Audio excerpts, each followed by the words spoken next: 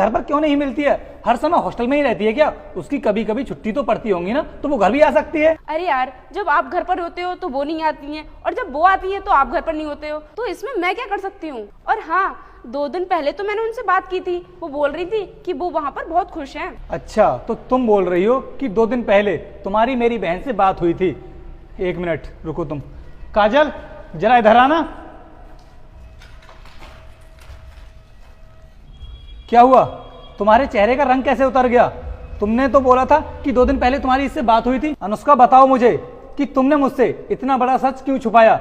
तुमने मेरी बहन को मेरी पीठ पीछे घर से बाहर निकाल दिया, यहाँ तक कि इसने अपने नाम की सारी प्रॉपर्टी हम दोनों के नाम पर कर दी, और इसने हम पर विश्वास किया कि हम इसका अच्छे से ख्याल रखेंगे। और तुमने क्या किया इसके साथ? इसको घर से बाहर निकाल दिया। और वो तो अच्छा हुआ कि आज ये मुझे दिख गई, वरना तुम्हारी हकीकत ना मेरी आंखों के सामने कभी नहीं आती। तुम्हें पता है ये क्या कर रही थी? ये ना रोड पर खड़े होकर चाय बेच रही थी।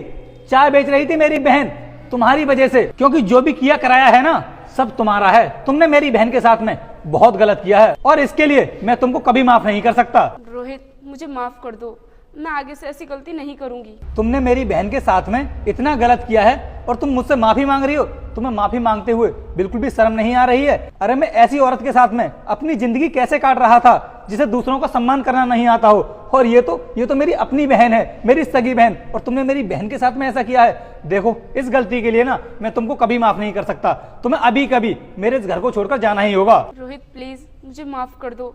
मैं कहाँ जाऊंगी, कहाँ रहूंगी? कुछ तो सोचो मेरे बारे में। जब तुमने मेरी बहन को इस घर से बाहर निकाला था, तब तुमने इसके बारे में सोचा था कि मेरी बहन कहाँ जाकर के रहेगी?